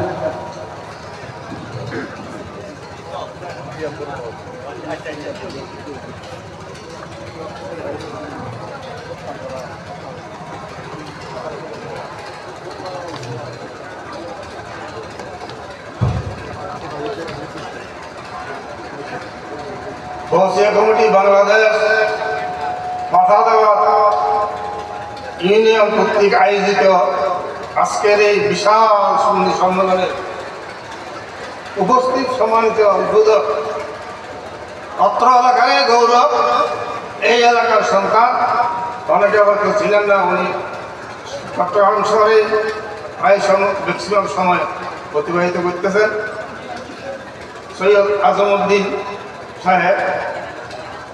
আমাদের আরো বড় সৌভাগ্য,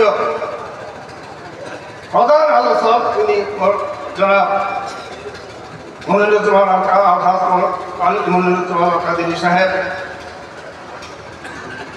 উপস্থিত এই স্টেজে সম্মানিত মেহমানবৃন্দ এবং আজকে আমাদের পরম গৌরব মঞ্চের সামনে আমাদের সামনে উপবিষ্ট সর্বস্তরের জনসাধারণ, আসসালামু আলাইকুম ওয়া রাহমাতুল্লাহি ওয়া বারাকাতুহু।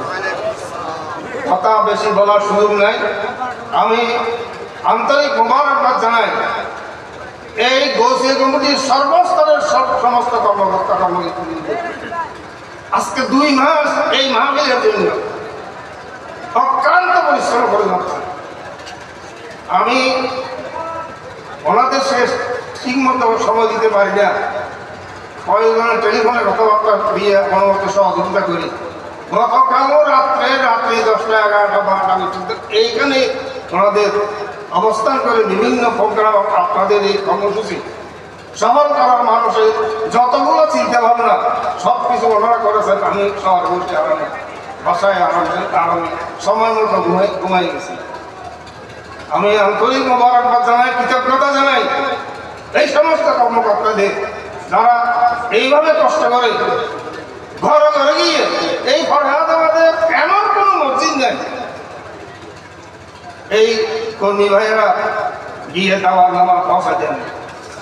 আজকে 2 মাস আমি আন্তরিক মোবারকবাদ জানাই এবং আপনারা যারা এখানে উপস্থিত হয়েছেন এই মাহফিলকে সুন্দর করার জন্য। আমার মনে হয় আজমউদ্দিন সাহেব ভবিষ্যৎবাণী করে ফেলেছেন, হয়তো আমরা কবুল করতে পারেন। আজকের এই মাহফিল যেভাবে জমজমা, আরো বড় যদি মাহফিল হয় কিরকম করতে পারবো জানি না। আমি আশা করি আগামীতে আরো বেশি আয়োজনের মাধ্যমে এই মাহফিল উদযাপন করবো আমরা। এই বলে আমি আমার বক্তব্য শেষ করছি। দোয়া করবেন। আসসালামু আলাইকুম ওয়া রাহমাতুল্লাহি ওয়া বারাকাতুহু। মারহাবা মারহাবা।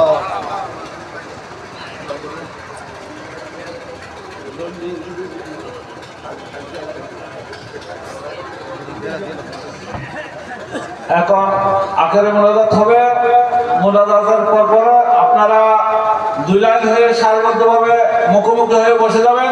আমাদের স্বেচ্ছাসেবক ভাইয়েরা আপনাদের কাছে তবুর দ্রুত সময়ের মধ্যে তবুর পৌঁছে যাবেন। এখন আসলে আজকের এই অনুষ্ঠান সফল করার জন্য দেশ বিদেশ থেকে যারা যেভাবে সহযোগিতা করেছেন এবং গৌসিয়া কমিটি বাংলাদেশ ফরহাদাবাদ ইউনিয়ন শাখার যে সকল কর্মকর্তা সদস্যবৃন্দরা ইন্তেকাল করেছেন তাদের জন্য এবং সকলের জন্য, অসুস্থ যারা রয়েছেন সকলের জন্য দোয়া করার বিনীত অনুরোধ জানাচ্ছি আজকের হুজুরকে।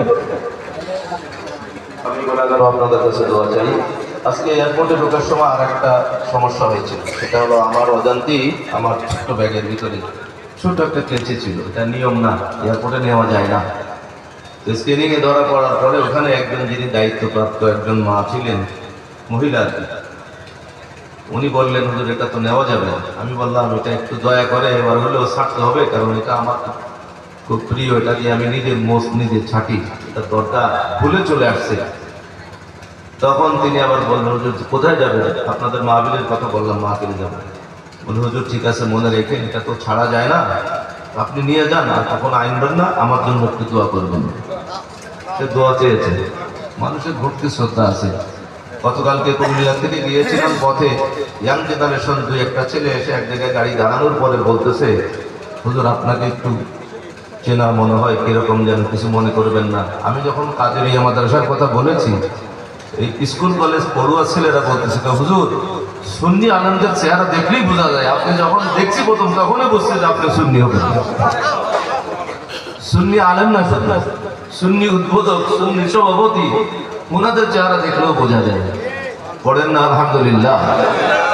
তো ওনাদের জন্য দোয়া, আমি তো বলছি দোয়া আল্লাহ তাআলা ওনাদেরকে, আল্লাহ তাআলা ওনাদেরকেও এই মহব্বত এই শ্রদ্ধার কারণে দোনো জাহানে কামিয়াবি দান করুন। আমিন। আজকের উদ্বোধক সাহেব আপনাদের কাছে ওনার আম্মা জানের জন্য দোয়া চাইলেন। আম্মা জান এখনো আছে, এটাই বড় নিয়ামত। নওজওয়ান যারা আসো আল্লাহর রাস্তে বলবো যে মা যাদের ঘরে আছে আজকে বাড়িতে গিয়ে মা যত রাখো, মা যদি ঘুমায়ও থাকে মার কদমে যাই একটু কদম বসি করতে পারবো তো ইনশাআল্লাহ বলি। নওজওয়ান মা যাদের ঘরে আছে, বাবা আছে, বাবা যদি এখানে থাকে আমি বলবো নওজওয়ানদেরকে বাড়ি যাওয়ার আগে এখানে সুযোগ পাইলে এখানে আরেকবার কদম বেশি করি। এগুলা জান্নাতে যাওয়ার একটা বড় মাধ্যম। উপদক সাহেবের আমাদের অনেক বয়স, আল্লাহ তাআলা ওনাকে কুদরতিভাবে সুস্থ হায়াত নসিব করুন, বলুন আমিন। আমি গুনাহগার মুসাফির অবস্থায় আপনাদের জন্য দোয়া করতেছি, করব। আমার একটা অভ্যাস আছে, আমি পিছনে দোয়া করি। যেদিন থেকে ওই হাদিস জেনেছি, আমার নবী বলেছেন পিছনে যে দোয়াটা হয় এটা ডাইরেক্ট খুব দ্রুত আল্লাহর দরবারে কবুল হয়। আপনি আমার জন্য দোয়া করতেছেন, আমি জানি না। আপনার জন্য আমি দোয়া করতেছি, আপনি জানেন না। এটা আল্লাহর দরবারে খুব দ্রুত কবুল হয়। এটা নিঃসন্দেহে এটা এই দোয়াটা কবুল। তো আপনাদের কাছে দোয়া চাই, আগামীকালকেও যদি একটু মনে পড়ে আমি গুনাহগারের জন্য একটু দোয়া করেন। আমি কিন্তু আপনাদের জন্য ইনশাআল্লাহ আগামীকালকে কেন আজকে পথে যাইতে যাইতে দোয়া করবো, আপনারা জানবেন না, দোয়া করবো ইনশাআল্লাহ। আল্লাহ তাআলা আমাদের সবাইকে ঈমানের সাথে দোনো জাহানে সফলতা নসিব করুন, ইজ্জতের জিন্দেগি নসিব করুন। আমার একটা ছেলে আছে, নাম হাসান মোহাম্মদ হুসাইন। আল্লাহ পাকের পক্ষ থেকে আমার হুজুরপুল্লাহ নেগাহে করমে এই দুনিয়ায় ভালো থাকার জন্য যত কিছু দরকার আল্লাহ তাআলা সব দিক থেকে সব কিছু বেশি দিয়েছেন। এই একটা ছেলে আল্লাহ পাকের দরবারে চাই, সে কোনো বড় ম্যাজিস্ট্রেট হবে, বিচারক হবে, ডাক্তার হবে, ইঞ্জিনিয়ার হবে, এটা চাই না, মোটেই চাই না, এক বিন্দু মাত্র চাই না। আল্লাহর কাছে চাই আমার ছেলেটা যেন আল্লাহ রসুলের পছন্দের হাফেজ এবং আলেম হয়, সুন্নিয়তের একজন ফেরিওয়ালা হয়, আমার হুজুর কেবলার এই সিলসিলার খেদমতগার হয়। একটু বলেন না আমিন। সে পড়তেছিল, বড় একটা বাধা চলে আসছে। তো আপনাদের কাছে দোয়া চাই, এই দোয়াগুলো আমিনগুলোর ওজন বেশি। আল্লাহ তাআলা যেন আমার এই ছেলেটাকে হাসান মোহাম্মদ হুসাইনকে আল্লাহ রসুলের পছন্দের হাফেজ আলেম হিসাবে কবুল করেন। সুন্নি পরিবারের যত ছেলেরা মাদ্রাসায় পড়তেছে, যাদের ছোট্ট শিশুরা আছে, মা বাবার এরাদা আছে সুন্নি মাদ্রাসায় পড়াবে, আল্লাহ তাআলা সমস্ত সুন্নি পরিবারের ছেলেদেরকে প্রত্যেক জামানার আল্লাহ রসুলের পছন্দের বড় বড় পছন্দের জামানা বাসা হাফেজ আলেম হিসাবে কবুল করুন, আমিন। আল্লাহুম্মা আমিন। আলহামদুলিল্লাহি রাব্বিল আলামিন হামদান কাসীরান মাজিদান তাইয়িবান মুবারাকান ফীহি ওয়াসসালাতু ওয়াসসালামু আলা হাবিবিকাল কারীম ওয়া আলা আলিহি ওয়া আজওয়াজিহি ওয়া আসহাবিহি আজমাইন ওয়া সাল্লামু আলাইহি তাসলিমান কাসীরান মাজিদান তাইয়িবান মুবারাকান ফীহি ইয়া রাব্বাল আলামিন। আল্লাহ তাআলার সামনে নিজেকে বিনয় করে, নিজের গুনার কথা স্মরণ করে, আল্লাহ তাআলার হুকুম পালন করে, আল্লাহ পাকের ইসমে জাতের নাম ধরে ডাক দেন। একটু মহব্বতে বলেন ইয়া আল্লাহ, আরো মহব্বতে বলেন ইয়া রহমান, ইয়া রহিম, ইয়া করিম, ইয়া গফুর, ইয়া গফফার, ইয়া সত্তার, ইয়া আরহামার রাহিমিন, يا أرحم الراحمين، يا أرحم الراحمين، يا ذا الجلال والإكرام، يا حي يا قيوم برحمتك نستغيث يا الله. ربنا ظلمنا أنفسنا وإن لم تغفر لنا وترحمنا لنكونن من الخاسرين. ربنا فاغفر لنا ذنوبنا وكفر عنا سيئاتنا وتوفنا مع الأبرار. রব্বুল আলামিন দয়াবান মেহেরবান মাবুদ মওলা, আয় আল্লাহ তোমার কুদরতি চোখের সামনে আমরা পাপী কাফিরা সবাই হাজির আছি। আল্লাহ তুমি তোমার কুদরতি চোখে দেখতেছো মাবুদ। গাউসিয়া কমিটি বাংলাদেশ ফরহাদাবাদ ইউনিয়ন কর্তৃক আয়োজিত আজিমুস শান ঈমানী নূরানী মাহফিল সুন্নি মহাসম্মেলন, আল্লাহ যেদিন থেকে এই মাহফিল শুরু করার জন্য মিটিং সহকারে কার্যক্রম শুরু হয়েছিল, আল্লাহ শেষ পর্যায়ে আজকের চূড়ান্ত দিনে উলামায়ে কেরামদের আগমন হয়েছে, কোরআনে কারীমের তেলাওয়াত হয়েছে, কোরআনে কারীম থেকে আলোচনা হয়েছে, হাদিসে পাকের তেলাওয়াত হয়েছে, হাদিসে পাক থেকে আলোচনা হয়েছে। আল্লাহ তোমার জিকির হয়েছে, তোমার হাবিবের জিকির হয়েছে। আল্লাহ আল্লাহ ফাতিহা তোমার আয় আল্লাহ তাবারুকাতের ইন্তজাম করা হয়েছে। আয় আল্লাহ যত ইবাদত বندگی নেক আমল হয়েছে এই মাহফিলকে কেন্দ্র করে আল্লাহ আমাদের ভুলের কোনো শেষ নাই মালিক। আয় আল্লাহ তোমার বন্ধুকে উসিলা করে তোমার কাছে আমরা ক্ষমা ভিক্ষা চাই।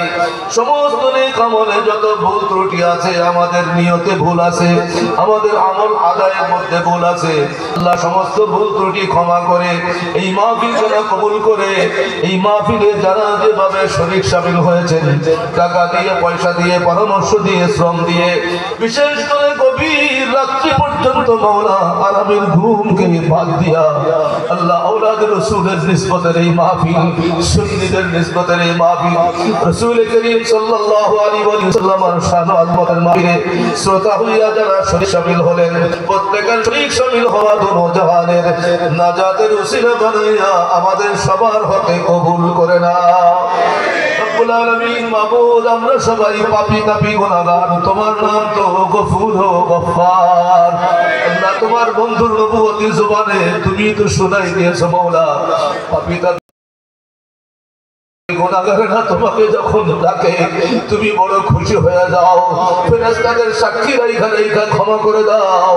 তোমার বন্ধুর জবানে ঘোষণা আছে পাপীদেরকে ক্ষমা করতে তুমি বেশি ভালোবাসো।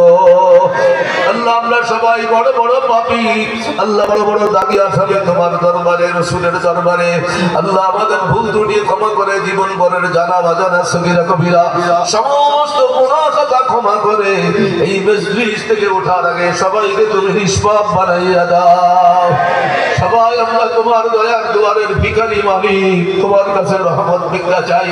রাহমাতুল লিল আলামিন উসিলা করে আমাদের তওবা কবুল করে, আমাদের ক্ষমা ভিক্ষা চাওয়া এই প্রার্থনা কবুল করে আল্লাহ আমাদের সবাইকে তোমার পেয়ারা বান্দা, তোমার নবীর পেয়ারা উম্মত হিসেবে কবুল করে নাও।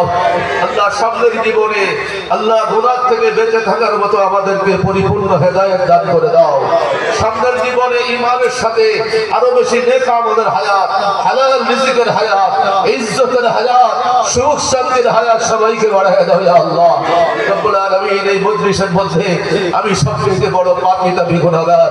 হে আল্লাহ, হে আল্লাহ জিম্মাদার হওয়ার কারণে তোমার প্রিয়জনদেরকে সাথে নিয়া, দাড়ি কাটা মুরব্বিয়ে কেরামদেরকে সাথে নিয়া, হে আল্লাহ আশিক রাসূলদেরকে সাথে নিয়া, বিশেষ করে উলামায়ে কেরামদেরকে সাথে নিয়া, হাফেজ সাহেবদেরকে সাথে নিয়া, হে আল্লাহ তোমার দয়ার দুয়ারে তোমার দেওয়া ছোট্ট ছোট্ট দুইটা হাত উঠালাম মালিক। আল্লাহ আমার হুজুর কবলা বলে থাকেন আল্লাহ তোমার বান্দাদের চাওয়াগুলো বেশি বড় নয় মাওলা।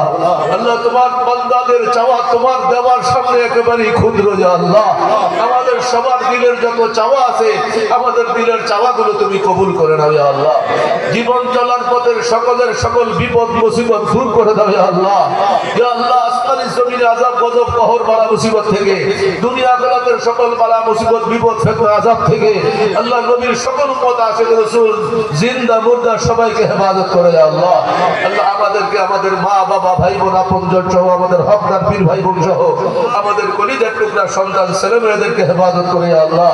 আল্লাহ সকল মহামারী থেকে, সকল ধরনের জটিল কঠিন রোগ বালাই থেকে, আল্লাহ ৭২ ফেরকা জাহান্নামীদের ওয়াসওয়াসা সন্ত্রাসী কার্যক্রম থেকে, খপ্পর থেকে, আল্লাহ জিন শয়তান, খবিশ শয়তান, ইনসান শয়তান, ইবলিস শয়তানের ওয়াসওয়াসা থেকে, আল্লাহ সকল বিপর্যয় বিপদ মুসিবত অ্যাক্সিডেন্ট থেকে আল্লাহ তোমার হাবিব তোমার বন্ধুর সমস্ত উম্মত ইমানদার নারী পুরুষ সবাইকে আল্লাহ তুমি কুদরতিভাবে হেফাজতে রাখো ইয়া আল্লাহ। আল্লাহ ফিলিস্তিনের মুসলমানদেরকে হেফাজতে রাখো ইয়া আল্লাহ। ইয়া আল্লাহ तमाम পৃথিবীর মজলুম মুসলমানদেরকে হেফাজতে রাখো ইয়া আল্লাহ। আল্লাহ ইন্ডিয়ার মুসলমানদেরকে হেফাজতে রাখো ইয়া আল্লাহ। বাংলাদেশের মুমিন মুসলমানদেরকে হেফাজতে রাখো ইয়া আল্লাহ। আল্লাহ তোমার হাবিবের শান ও আযমতের এই মাহফিল থেকে তোমার হাবিবকে উসিলা করে আমরা সবাই দয়া ভিক্ষা চাই। সকল সুন্নিদেরকে, আশিক রাসূলদেরকে আল্লাহ তোমার কুদরতি রহমতের চাদরের নিচে ঠাই দাও ইয়া আল্লাহ। তোমার কুদরতি রহমতের চাদরের নিচে আমাদের আশ্রয় দান করো ইয়া আল্লাহ। আমাদেরকে ছেলে মেয়ে দান করেছো আল্লাহ, এই ছেলে মেয়েদেরকে তোমার প্রিয়, তোমার বন্ধুর প্রিয় নেককার আওলাদ, আমাদের নেককার আওলাদ হিসেবে কবুল করে আল্লাহ। আল্লাহ তোমার প্রিয় বান্দা, তোমার নবীর আশিক প্রিয় উম্মত হিসেবে কবুল করে আল্লাহ। আল্লাহ কোন সুন্নি পরিবারের ছেলে মেয়েরা যেন মা বাবার সামনে বেয়াদবি করে বরবাদ হয়ে না যায়। আল্লাহ তোমার কাছে আমরা ফরিয়াদ জানাই, যে সমস্ত ছেলে মেয়েরা বদ সোহবতের কারণে মার সাথে বেয়াদবি করে, বিশেষ বিশেষ করে বাবার সাথে বেয়াদবি করে আল্লাহ আজকে মাহফিল থেকে তোমার কাছে তাদের হইয়া ক্ষমা চাই। সুন্নি পরিবারের সন্তানগুলোকে তুমি হেদায়েত দান করে আল্লাহ। আল্লাহ মা বাবাকে যেন প্রাণ ভরে খেদমত করতে পারে। কোন সন্তান ভুল করলে যেন মায়ের পা ধরে বাবার পা জড়ায় ধরে মাপ চাইতে পারে। আল্লাহ তুমি তাদের উপর রহমত নাযিল করে আল্লাহ। আল্লাহ মা বাবাকে কষ্ট দিলে সুন্নি হয়ে কোনো লাভ নাই। আল্লাহ মা বাবাকে কষ্ট দিলে তুমি বাজার হয়ে যাও, এই কথা বোঝার মতো মুসলিম উম্মার সন্তানদেরকে তুমি হেদায়েত দান করে আল্লাহ। আল্লাহ ছোটরা দিন দিন বড় বেয়াদবের রাস্তায় চলে যাইতেছে মাওলা, বড়দের অন্তরে বড় ব্যথা। আয় আল্লাহ বড়রা ভয় পায় ছোটরা কখন জানি বেয়াদবি করে। আল্লাহ সুন্নি পরিবারের সন্তানদেরকে তুমি আদববান বানায় দাও আল্লাহ, আদববান বানায় দাও আল্লাহ, আদববান বানায় দাও। বেয়াদবি থেকে আমাদেরকে আমাদের খানদানে যারা আসবে সবাইকে হেফাজত করে আল্লাহ। আয় আল্লাহ এই মাহফিলের উদ্বোধক সাহেব সহ এই মাহফিলে যত মেহমান বৃন্দ, এই এলাকার কৃতি সন্তান যারা যেখানে বড় বড় ইজ্জতের মাকামে রয়েছেন মাওলা, বিশেষ করে আমার অনেক দিনের মহব্বতের মানুষ আমার হুজুর কিবলার সচ্চা গোলাম রুহানি সন্তান আজকের মাহফিলে সভাপতি সাহেব, আল্লাহ বয়সের কারণে হলো বিভিন্ন ছোট বড় রোগে কষ্ট পাচ্ছেন। উদ্বোধন মাজান বড় বেশি বয়স অবস্থায় আয় আল্লাহ অসুস্থ অবস্থায় কষ্ট পাচ্ছেন। এইভাবে এই মজলিসে যারা বসা আছেন, আমাদের মুরব্বীরা যারা বেঁচে আছেন বয়স্ক হওয়ার কারণে ছোট বড়রাকে কষ্ট পাচ্ছেন, আল্লাহ সবাইকে কুদরতে সেবা দান করে আল্লাহ। যতদিন হায়াতে রাখবা এই জমিনে মাওলা, সুস্থ হায়াতের নিয়ামত আমাদের সবাইকে নসিব করে আল্লাহ। দুনিয়ার থেকে যেদিন যেই মুহূর্তে চলে যেতে হবে সেই বেলার নামাজ যেন সুস্থ শরীর নিয়ে আদায় করে যেতে পারি, সেই সুস্থতার নিয়ামত আমাদের সবাইকে দান করে আল্লাহ। প্রত্যেকের কামাই রুজির মধ্যে অফুরন্ত বরকত দান করে আল্লাহ। বিদেশ থেকে আল্লাহ দেশের মধ্যে থেকে যারা যেভাবে টাকা পয়সা দিয়ে এই মাহফিলকে সুন্দর সার্থক করলেন, প্রত্যেকের দান অনুদান কবুল করে আল্লাহ প্রত্যেকের প্রত্যেক টাকায় লক্ষ কোটি টাকার বরকত দাও আল্লাহ। আল্লাহ সমস্ত সুন্নি পরিবারের মধ্যে হালাল রিজিকের মধ্যে অফুরন্ত বরকত দাও। হারাম রিজিক থেকে আমাদেরকে হেফাজত রাখো। যাদের চাকরি বাকরি নাই চাকরি বাকরির ব্যবস্থা করে দাও। সুন্নি পরিবারের ছেলেরা সন্তানরা বিভিন্ন প্রতিষ্ঠানে বিভিন্ন শ্রেণীতে পরীক্ষা দিবে, সবাইকে শানদার কামিয়াবি দান করে দাও আল্লাহ। বিশেষ করে আল্লাহ আমাদেরকে আমাদের সন্তানদেরকে কবর থেকে যে পরীক্ষা শুরু হবে, পুলসিরাতের পরীক্ষা, হাসরের পরীক্ষায় দয়াল নবীর মুহাব্বতকে উসিলা করে নবীজির জলিলুল কদর সাহাবী সাইয়েদনা আবু বকর সিদ্দিক রাদিয়াল্লাহু তাআলা আনহু আল্লাহ মুহাব্বতের উসিলায় সবাইকে পরকালীন সকল পরীক্ষায় পরিপূর্ণ কামিয়াবি নসিব করে দাও আল্লাহ। আল্লাহ দোনো জাহানে ইজ্জতের জিন্দেগির মালিক বানায় দাও আল্লাহ। আল্লাহ আমার ছেলে হাসান মোহাম্মদ হুসাইনকে তোমার পছন্দের তোমার হাবিবের পছন্দের হাফেজ আলেম হিসেবে কবুল করে আল্লাহ। সকল রুকাওয়াট দূর করে দাও আল্লাহ। রব্বুল আলামিন আসা যাওয়ার পথে যারা মহব্বত করে দোয়া চান আল্লাহ, গতকালকে মজলিস মাহফিলে যারা ছিলেন তাদের হকে ফরিয়াদ, দোনো জাহানে তোমার রহমত দ্বারা সফলতার জিন্দেগি, ইজ্জতের জিন্দেগি, শান্তির জিন্দেগি সবাইকে নসিব করে দাও আল্লাহ। সকল জালেমের জুলুম থেকে, জাহের বাতিল দুশমনের দুশমনি থেকে, সেহের জাদুটনাকারীদের সেহের জাদুটনা থেকে আল্লাহ নবীজির সকল আশিকদেরকে তুমি কুদরতিভাবে হেফাজত করে আল্লাহ। اللهم صل على سيدنا محمد وعلى ال سيدنا محمد وعلى رسول الله اللهم اجعلنا في مسلمين রব্বুল আলামিন মাওলা তোমার বান্দাদের আমিন আমিন কবুল করো আল্লাহ। কার অন্তরে কি আছে তোমার চাইতে কেউ বেশি ভালো জানে না। আমাদের মাইকের আওয়াজ শুনে পর্দানশীল মারা সহ যারা যারা হাত বাড়াইছেন মাওলা, আল্লাহ বিদেশ থেকেও যদি লাইভে তারা অংশগ্রহণ করে থাকে হাত বাড়ায়, সবার দিলের ফরিয়াদ কবুল করে আল্লাহ। সবার দিলের অন্তরের ব্যথাগুলো দূর করে দাও আল্লাহ। পরিশান মুসিবত দূর করে দাও আল্লাহ। শান্তির জিন্দেগি দোনো জাহানে নসিব করো আল্লাহ। পরীক্ষা নিও না মালিক, পরীক্ষা দেওয়ার কোনো যোগ্যতা তোমার হাবিবের গোলামদের কাছে নাই মাওলা। পরীক্ষা না নিয়ে ক্ষমা করে তোমার পেয়ারা, তোমার বন্ধুর পেয়ারা হিসেবে ইজ্জতের মাকাম, শান্তির মাকাম নসিব করে দাও আল্লাহ। আল্লাহ আমাদের প্রাণপ্রিয় মুর্শিদে করিমকে লম্বি হায়াত নসিব করে দাও আল্লাহ। বাংলাদেশের জমিনে বারংবার তো শিফাবলী কবুল করে আল্লাহ। হুজুর কিবলা দরবারে দোয়া করতেছেন মাওলা, আওলাদ রাসূলের দোয়ার মধ্যে আমরা নাচিস গুনাহগারদের নামগুলো তুমি কবুল করে আল্লাহ। আল্লাহ এই মুহূর্তে মক্কা শরীফ, মদিনা শরীফে তোমার মেহমান রাসূলের মেহমান যাদেরকে ফেরেশতাদের সাক্ষী রেখে রেখে কবুল করে নিয়েছে মাওলা, আল্লাহ তাদের দোয়ার মধ্যে আমাদের নামগুলো কবুল করে আল্লাহ। তাদের দোয়ার মধ্যে আমাদের সন্তানদের নামগুলো কবুল করে আল্লাহ। মা বাবার নামগুলো কবুল করে আল্লাহ। আমাদের ভাই বোনদের নামগুলো কবুল করে আল্লাহ। সমস্ত মুমিন মুমিনাতের হকে হাজী সাহেবানদের দোয়াগুলো কবুল করো। জীবনে একবার হলো সবাইকে কবুল উমরা, কবুল হজ নসিব করো। তোমার ঘরে দয়াল নবীর নূরের দরবারে কবুল হাজিরা নসিব করো ইয়া আল্লাহ। আমিন। আলহামদুলিল্লাহ রাব্বিল আলামিন। মাওলা, যে সমস্ত সুন্নি পরিবারের মেয়েরা বড় হয়েছে, আল্লাহ মা বাবা বড় পরিশান, বিবাহের ব্যবস্থা হচ্ছে না, আল্লাহ সুন্নি পরিবারের মা বাবাদের অন্তরের ব্যথা দূর করে তাদের দিলের আরজি কবুল করে আল্লাহ এই মেয়েদেরকে সুযোগ্য পাত্রের সাথে, ইজ্জতের সাথে, আসানের সাথে বিবাহের বন্দোবস্ত করে দেবে আল্লাহ। যারা ঋণের বোঝা মাথায় নিয়ে বড় কষ্টে আছে মাওলা, আল্লাহ ঋণ থেকে মুক্ত করে দাও ইয়া আল্লাহ। গায়ব খাজানা থেকে সাহায্য করে ইয়া আল্লাহ। সুন্নি পরিবারের সন্তান ছেলেরা যারা বিবাহ করবে, আল্লাহ নেককার সুন্নি পাত্রীর সাথে, ইজ্জতের সাথে বিবাহের বন্দোবস্ত করে দাও ইয়া আল্লাহ। আল্লাহুম্মা সাল্লি আলা সাইয়্যিদিনা মুহাম্মদ ওয়া আলা আলি সাল্লাম। আল্লাহ আজকের মাহফিলের তাবারুকাত গুলো আমাদের সবার জন্য শেফা বানায় দাও আল্লাহ, সবার জন্য শেফা বানায় দাও আল্লাহ। রাব্বুল আলামিন, দুনিয়া থেকে যাওয়ার আগে বিদায় বেলায় সবচাইতে বড় রহমত ভিক্ষা চাই আল্লাহ, আমাদের দিলের আরজি কবুল করে নিয়ে যাদের কোনো হিসাব নিকাশ হবে না, দয়াল নবীর খাতিরে আশিক রাসূলদেরকে নবী বংশের হাতে যারা হাত রেখেছেন, বায়াত গ্রহণ করেছেন, আল্লাহ সবাইকে বিনা হিসাবি জান্নাতি বলে ডাক দিও ইয়া আল্লাহ। আল্লাহ সবাই যখন কাঁদবে হেসে হেসে যেন লাব্বাইক বলতে পারি, আল্লাহ নিষ্পাপ মাসুম বলে ডাক দিও, ইজ্জতের মৃত্যু দিও, আসানের মৃত্যু দিও। আল্লাহ দয়াল নবীর নূরের শহর পাক কদমে মৃত্যু হবে যদি মাওলা, সোনার মদিনায় দয়াল নবীর পাক কদমে মৃত্যু চাই, পাক কদমের সামনে একটু জানাজা চাই, জান্নাতুল বাকিতে একটু জায়গা চাই আল্লাহ। চেহারা দেখায়া দেখায়া আমাদের সবার জোরে জারি করে দিও, লা ইলাহা ইল্লাল্লাহু মুহাম্মাদুর রাসূলুল্লাহ সাল্লাল্লাহু তাআলা আলাইহি ওয়া সাল্লাম। আমিন। আলহামদুলিল্লাহি রাব্বিল আলামিন। বিরহমাতিকা ইয়া আরহাম। আসসালামু আলাইকুম ওয়া রাহমাতুল্লাহ। আপনারা সকলে পূর্ববর্তী মুখোমুখি হয়ে বসে যান। পূর্ববর্তী